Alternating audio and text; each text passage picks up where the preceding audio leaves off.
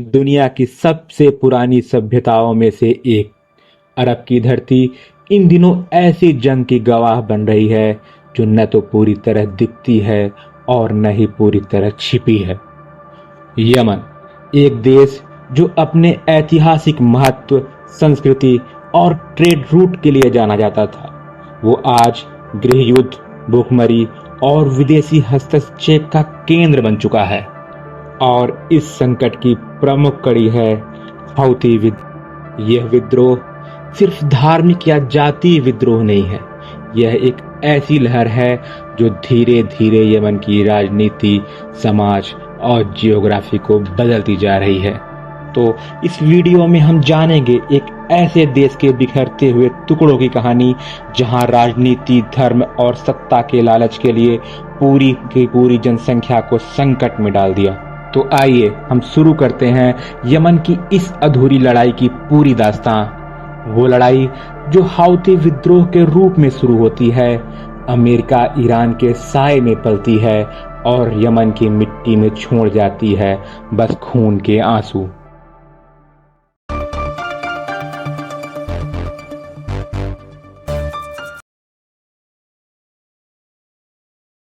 हौती विद्रोह, जिसे असरुल्ला के नाम से भी जाना जाता है, जो कि यमन में एक सक्रिय शिया मुस्लिम विद्रोही संगठन है।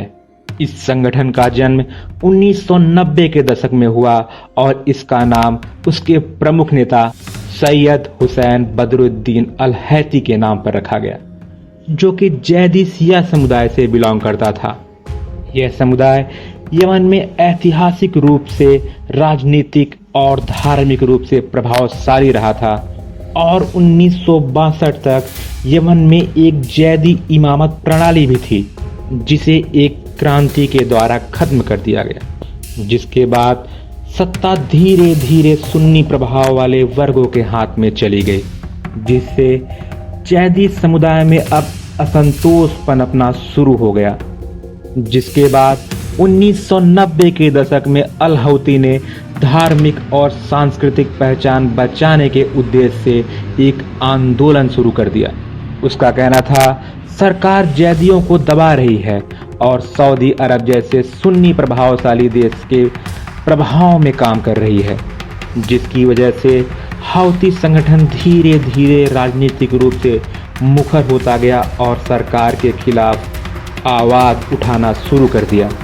और उन्होंने दावा किया कि यमन सरकार भ्रष्ट और अन्यायपूर्ण है और विदेशी प्रभाव में काम कर रही है, खासकर सऊदी अरेबिया और अमेरिका के।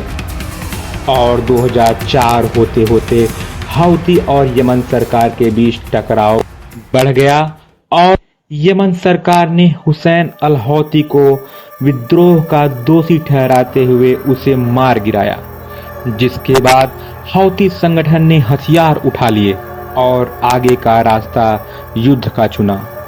हुसैन के मौत के बाद उसके भाई अब्दुल मलिक ने संगठन की कमान संभाली और हौतियों को और भी ज्यादा संगठित और ताकतवर बनाया।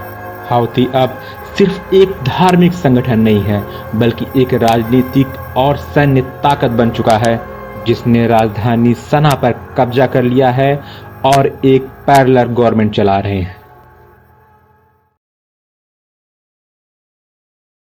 2011 की शुरुआत में शुरू होता है अरब स्प्रिंग, जो कई अरब देशों में बदलाव की लहर लेके आता है, जिससे यमन भी सुरक्षित न रहा। 35 वर्षों तक अरब में शासन करने वाले राष्ट्रपति अली अब्दुल्ला सोलेह के खिलाफ बड़े पैमाने पर प्रदर्शन होना शुरू हो जाते हैं। भ्रष्टाचार, बेरोजगारी, गरीबी और तानाशाही के खिलाफ जनता सड़कों पे आ जाती है, जिसके कारण अंतर्राष्ट्रीय दबाव और जनता के गुस्से के कारण सोलेह को 2012 में पद छोड़ना पड़ा और उनकी जगह उपराष्ट्रपति अब्द रब्बू मंसूर हादी ने इंटरिम गवर्नमेंट को संभाल लिया। लेकिन हादी प्रशासन भी जनता की उम्मीदों पर खरी ना उतर सकी।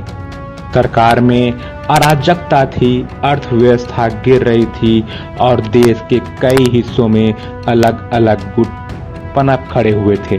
और अपना नियंत्रण काबिज कर लिए थे। इसी बीच हाउती विद्रोही जो पहले उत्तरी यमन में सक्रिय थे, वो धीरे धीरे और भी मजबूत होते गए। उन्हें स्थानीय चैदी सिया समुदाय का समर्थन मिलने लगा, जिनको लगता था नई सरकार उनके साथ न्याय नहीं कर रही। और अब हाउती नेताओं ने यह आरोप लगाना शुरू कर दिया था कि यह सरकार भी सऊदी अरब के प्रभाव में काम कर रही है और देश की संप्रभुता को नुकसान पहुंचा रही है। अब 2014 में हाउती लड़ाकों ने उत्तरी यमन से निकलकर राजधानी सना की ओर कूच कर दिए। शुरुआत में उन्होंने यह आंदोलन महंगाई और भ्रष्टाचार के खिलाफ बताया, लेकिन जल्द ही यह साफ हो गया कि उनका लक्ष्य सत्ता पर कब्जा करना है। और सितंबर 2014 में बिना किसी बड़ी लड़ाई के हाउती विद्रोहियों ने राजधानी सना पर कब्जा कर लिया और सरकारी संस्थान, संसद और मीडिया भी उनके कब्जे में आ गई।